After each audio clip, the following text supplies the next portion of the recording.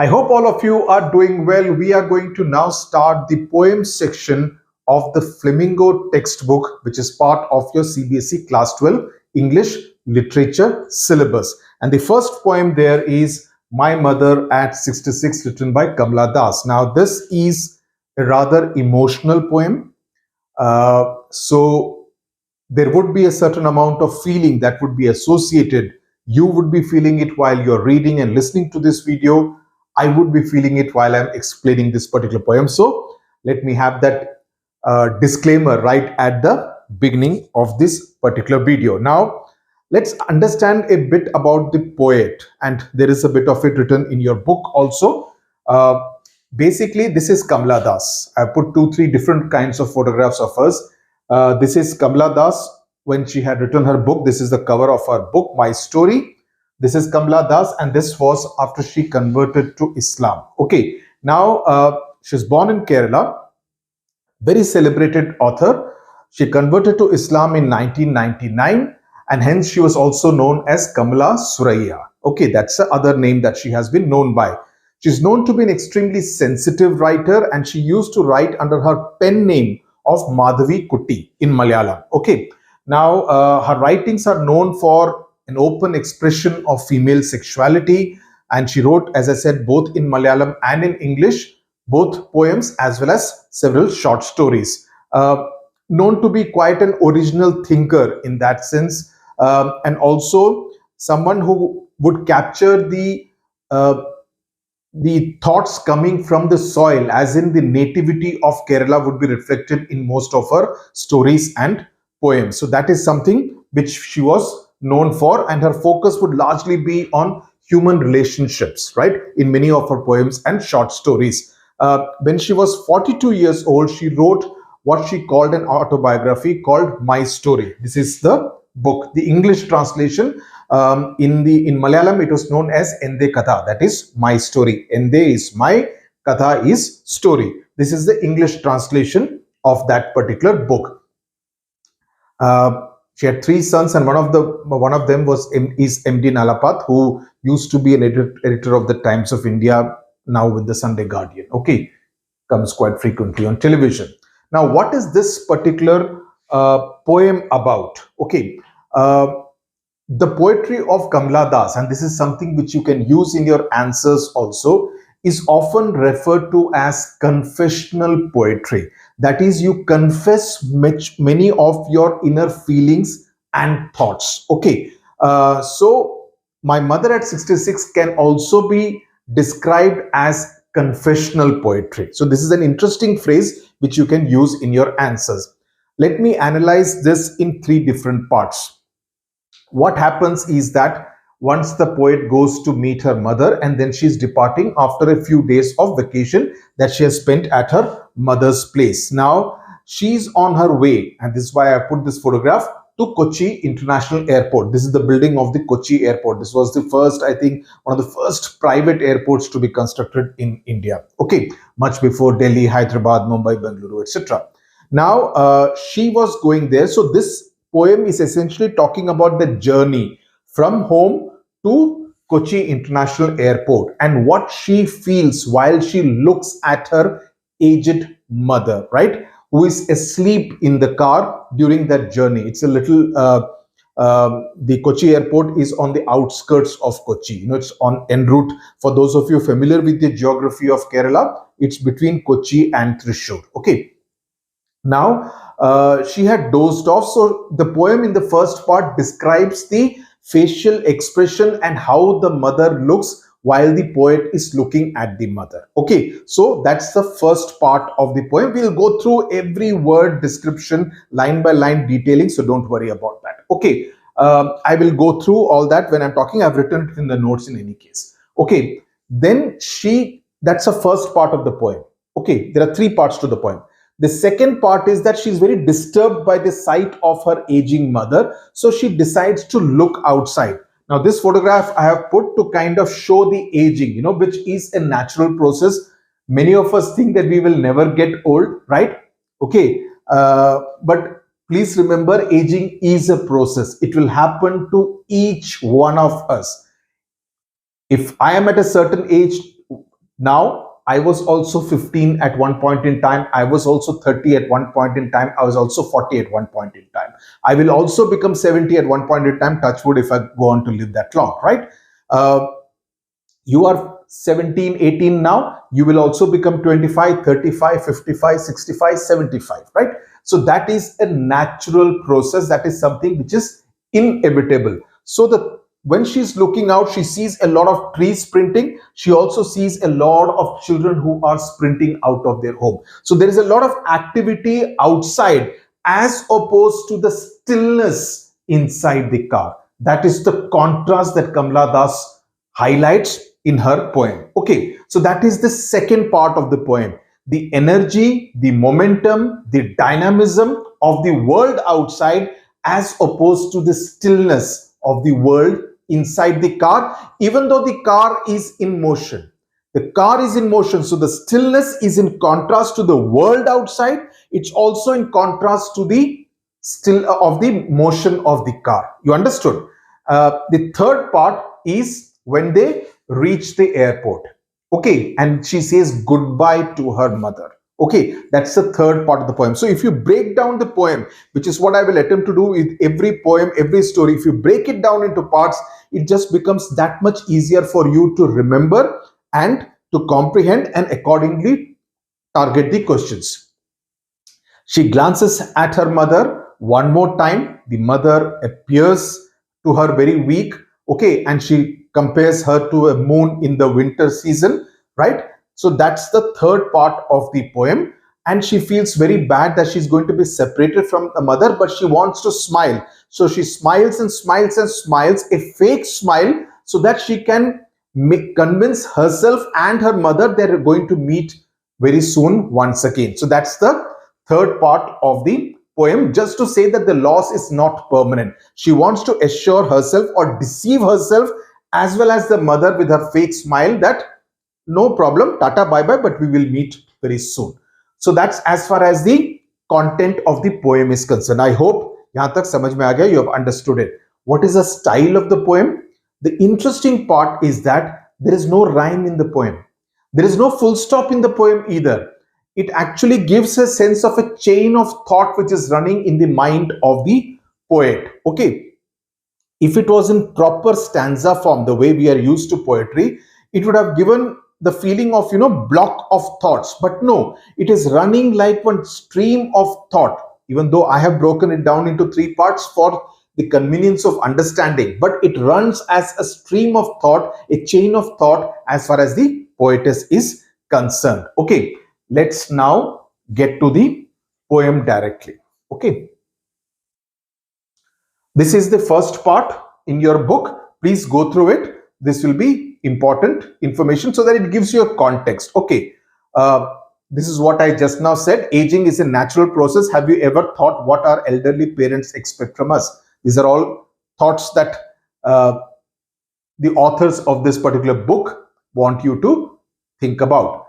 Driving from my parents' home to Cochin last Friday. Okay, let me just keep marking it.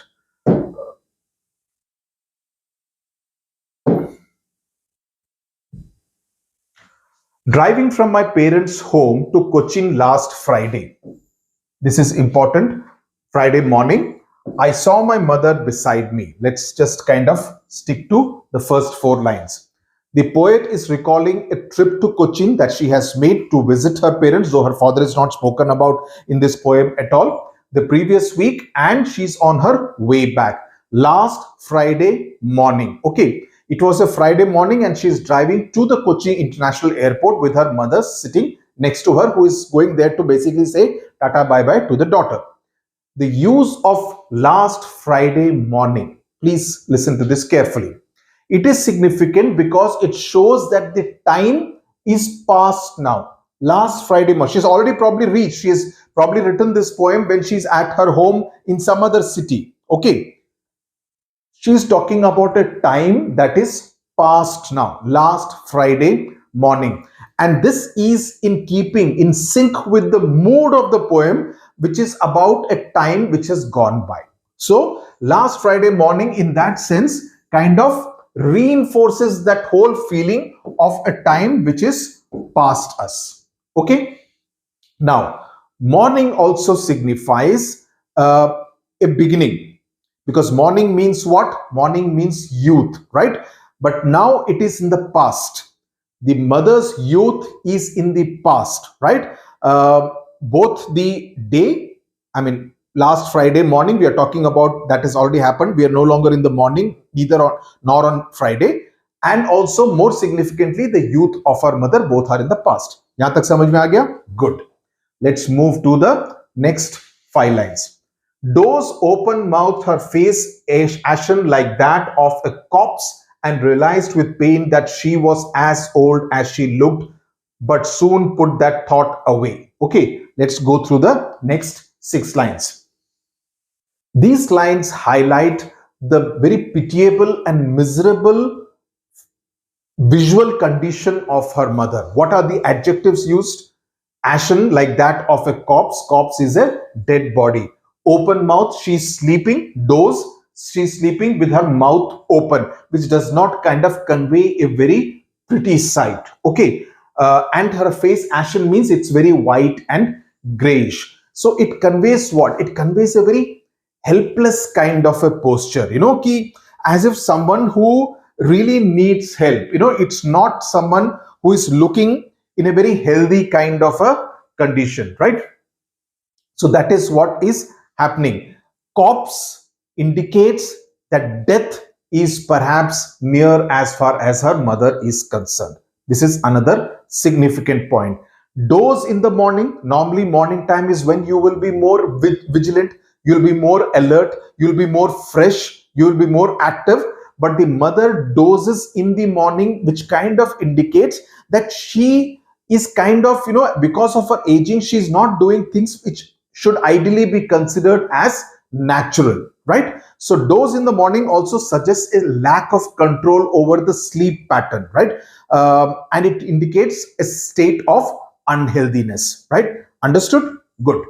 Now, the poet also in these lines realizes that the mother is not young anymore, because she's looking at her, sitting next to her very closely. She can probably see all the wrinkles on her face and her hands, right? So she realizes that she's not young anymore, and her physical appearance indicates that it is very difficult for the poet to accept it, and therefore she shifts her focus elsewhere. Where does she shift her focus?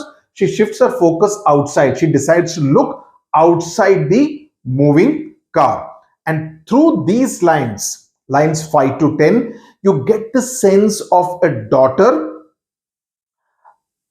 love for her mother, and there is a fear of losing her, because when she uses words like corpse out here, that she's like a dead body, someone who is dozing away in the morning time itself, which is again not very natural, in an open mouth, which shows again lack of control.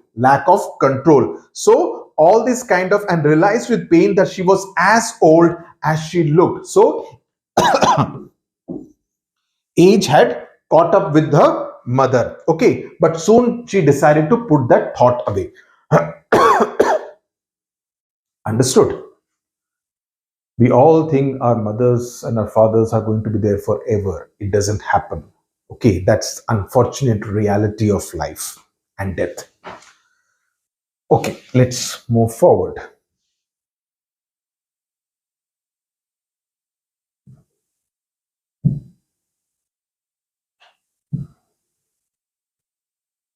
Okay, then the next 11 to 15 lines. Now the poet is pained at what she sees, and decides to shift her gaze elsewhere, which is outside the moving car.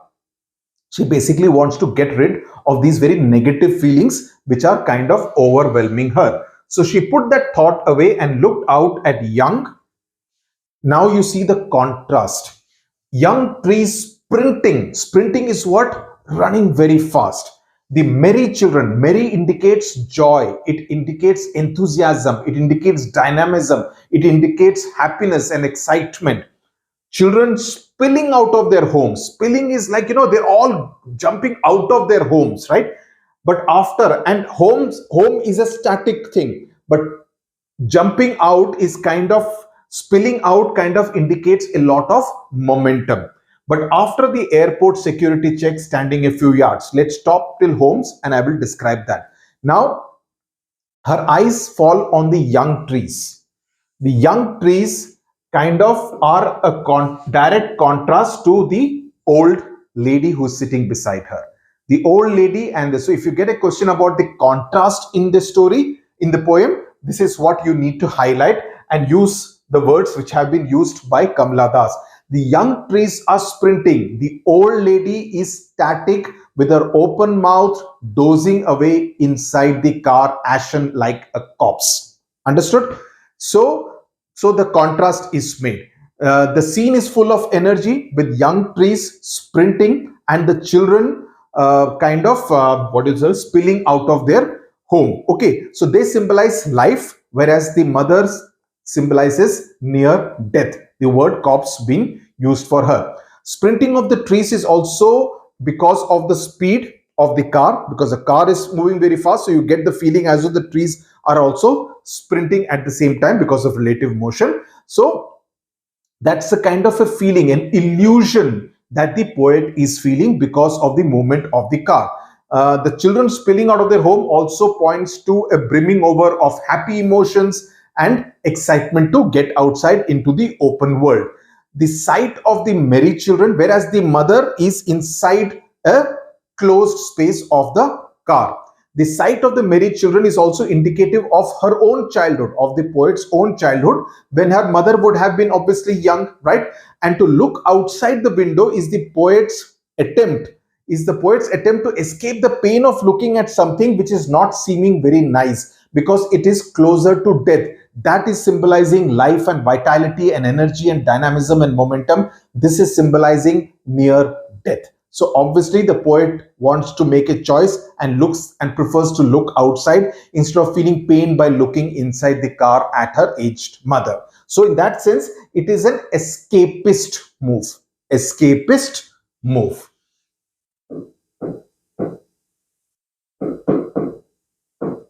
Escapist move. Okay. But the car reaches the Cochin airport. So she snaps back to the present, the third part of the poem. And then she is done with the security check at the Cochin airport. And Cochin, it's been written before the name was changed to. Now, of course, the name is Kochi. Okay. You can use either, or you can write Cochin and you can write Cochin bracket so that the examiner knows you know about it. But these are very minor things. So long as the poet has used Cochin, you should be fine with that. Okay, small things. At that moment, she's standing a few yards away from her mother and once again looks closely at her. Standing a few yards away, she decides to once again look closely at her mother. Let's see what happens now. I looked again at her, wan pale as a late winter's moon, and felt that old familiar ache, my childhood fear. But all I said was, see you soon, Amma. All I did was smile and smile and smile. Okay, what happens in the last part of this particular poem? The mother was looking pale and very insipid. That is very ashen face. We've already been told about it. So she's looking very pale and very weak. Okay, the poet feels that she's looking very colorless and compares her to the sight of the moon on a night towards the end of winter. Now, why is this particular late winter's moon significant? Because the late winter's moon is generally dim. It is generally very pale. So in that sense, it correlates to the physical looks of her mother. Okay, it lacks shine, it lacks strength, and it looks very hazy and very dull and very vague and very obscure. Okay. Winter, as you know, is the last season of the year, right? And therefore, because it is very cold and gloomy and dim, winter season in that sense is also associated, especially towards the late evening night times, it is associated with lifelessness and dormancy. Dormancy as in when nothing really happens, as opposed to full of life. Okay. So like her mother, pretty much the winter moon, that is also, it's like in the last phase of her life, the winter season and the mother. So she feels the fear that she had been most afraid during her childhood. So this is something which she has experienced right through her childhood, because even in her childhood, she used to feel the fear that one day she will lose her mother. So it was a familiar ache. It was this pain, this fear was something which she was used to, that one day she may lose her mother. Okay, that she may lose her mother. But that day at Kochi airport, after she had finished with her security check, she did not let that fear show on her face. हालांकि I would think that security check होने के बाद बाहर कैसे आ सकती है? Anyway, okay, she पहले, you could go inside the airport, now no longer so because of tight security. She did not let that fear show on her face, and instead she decided to do something different. She decided to smile and smile and smile, okay, and say, see you soon, Amma. Soon and see being very important, right? She says, she reinforces a positive. She decides, because so far her mood has been, her frame of mind has been extremely negative. But now she decides that I am going to be positive. And she says, see you soon, Amma. And then she smiles big. Okay, so she decides to depart on a more positive note, even though she probably knows that she's trying to deceive herself. Okay, so the smile stayed on her face, smile and smile and smile, despite all the ache that she's feeling inside her heart. So the fear factor is common to her childhood as well as her adulthood. In adulthood also, she feels that her mother may die very soon. So that thing is there, but she kind of this time decides to overcome it by kind of smiling big and assuring her mother that she will see her soon. Okay. Apart from this, in the notes, I have written about the themes, about the literary devices that have been used. The theme is basically the fast-paced life and the inevitable death of childhood and of life in general. So that's something which you can read in the notes. I've already spoken about most of the points about the movement, etc. Movement is a major theme as far as this poem is concerned. The movement of the trees, the movement of the car, and the lack of movement of the mother, right? So there is that contrast which is built in through the poem. It's also a very emotional poem. It's also a very emotional poem because it talks from the perspective of the mother, of the daughter, looking at the mother and looking at life, and then deciding to have some kind of a, positive outlook, where she tells her mother with a smiling face, see you soon, Amma. Okay, so the idea of movement is central to the understanding of the poem. Even the first line, if you see, it says driving from my parents' home. So there the idea of movement is reinforced, introduced right with the first word of this particular poem. Okay, then there is a theme poetic device of personification which has been used. The trees sprinting, okay, personified, young trees sprinting, that is spilling out of their homes. These are all things which kind of add a lot of momentum and dynamism, a fluidity to this kind of movement. So the literary device used in this case describes the human subject, that is the children, in terms of an inanimate object, okay, which is the ulta of personification. I have written about that in the notes, that is the spilling out of their homes.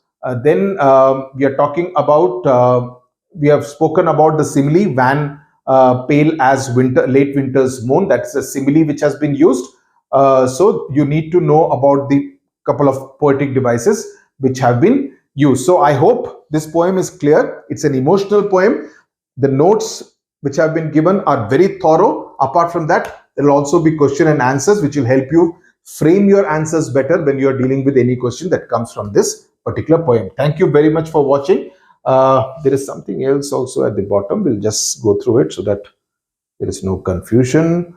It says, what's the kind of pain? All that I have written. And it says, okay, that it is a single line punctuated by commas. It indicates a single thread of thought interspersed with observations of the real world around and the way these are connected to the main idea. So this is an important point which also you can use in your answers. So thank you very much for watching. All the other poems and stories will continue here on SWS CBSE Class 12 English course. Tata, bye-bye.